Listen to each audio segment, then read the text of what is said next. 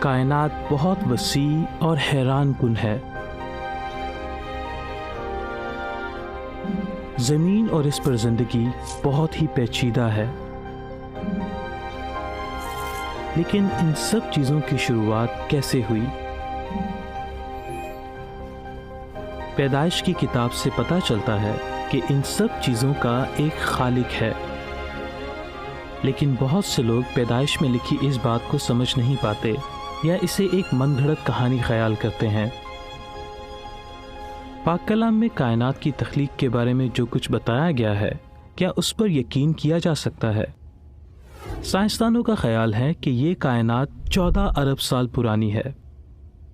اس کا مطلب ہے کہ کائنات، جس میں زمین بھی شامل ہے، کی ابتدا ہوئی۔ پاک کلام میں بھی یہی تعلیم دی گئی ہے۔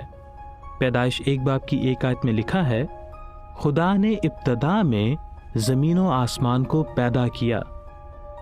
پیدائش کی کتاب میں یہ نہیں بتایا گیا کہ کائنات کی ابتدا کب یا کیسے ہوئی، بلکہ اس میں اس بات پر توجہ دلائی گئی ہے کہ زمین پر چیزیں بنانے کا عمل 6 مرحلوں میں پورا ہوا، جنہیں پاک کلام میں دن کہا گیا ہے۔ کیا یہ 6 دن 24 گھنٹوں کے تھے؟ جی نہیں۔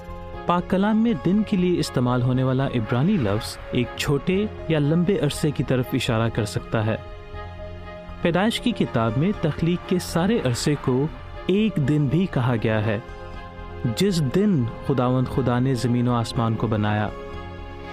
پیدائش کی کتاب کے پہلے باب میں ہر دن ایک بہت ہی لمبے عرصے کی طرف اشارہ کرتا ہے۔ اس سلسلے میں پیدائش کی کتاب کو لکھنے والے کا نقطہ نظر بھی اہمیت رکھتا ہے۔ اس کتاب کو لکھنے والے نے ان مرحلوں کی وضاحت ایسے کی ہے جیسے کوئی شخص ان واقعات کو زمین سے اپنی آنکھوں سے دیکھ رہا ہو۔ اگر کوئی شخص اس وقت وہاں ہوتا تو وہ تخلیق کے ان مرحلوں کو بالکل اسی ترتیب سے دیکھتا۔ سب سے پہلے دن اور رات میں فرق واضح کرنے کے لیے روشنی فضا سے ہوتی ہوئی زمین پر پہنچنا شروع ہوئی۔ زمین پر ہر طرف پانی ہی پانی تھا اور ہوا آبی بخارات سے بھری ہوئی تھی۔ پھر پانی کی ایک بڑی مقدار بادلوں کی شکل میں اوپر چلی گئی۔ یوں بادلوں اور زمین کے بیچ میں ایک بڑی فضا قائم ہو گئی۔ پانی اپنی سطح سے نیچے گیا اور خشک زمین نظر آئی۔ پھر خدا نے زمین پر پودے اگائے۔ فضا اور صاف ہو گئی اور سورج اور چاند نظر آنے لگے۔ اس کے بعد خدا نے سمندر میں رہنے والے جاندار اور ہوا میں اڑنے والے پرندے بنائے۔ تخلیق کے آخری مرحلے میں خدا نے خشکی پر رہنے والے جانوروں اور انسانوں کو بنایا۔